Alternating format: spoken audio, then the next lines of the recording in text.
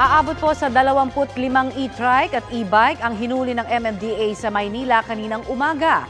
Ang ilang driver nakipaghilaan pa sa mga enforcer para hindi mahatak ang kanilang sasakyan. Detalye po tayo sa ulat on the spot ni Oscar Oida. Oscar?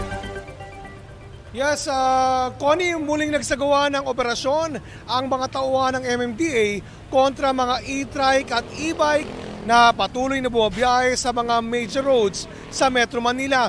Ngayong umaga, unang pinunterya ang kahabaan ng Quirino Avenue kung saan nahuli ang ilang e-trike na di lang basta dumadaan sa lugar kundi kinukumpuni pa sa kalsada. Isa sa mga may-ari, literal umano nakipaghilaan sa mga enforcer, wag lang mahatak ang kanyang sasakyan.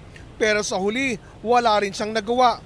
Bukod sa Quirino, sinuyod din ng mga enforcer ang kahabaan ng Taft at Macapagal Avenue kung saan huli rin ang ilang e-trike na pinangpapasada pa rin sa lugar. Sa kabuuan, umabot sa 25 na e-trike at e-bike ang nahuli. Hindi biro ang multa nito na aabot sa 2,500 pesos, puwera pa ang towing fee na 1,500 pesos kung mahahatak.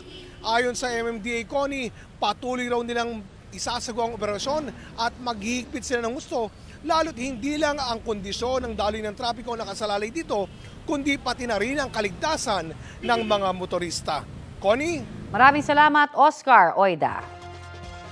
Kapuso, para sa mga maiinit na balita, mag-subscribe sa GMA Integrated News sa YouTube. Sa mga kapuso naman abroad, subaybayan nyo kami sa GMA Pinoy TV at sa www.gmanews.tv.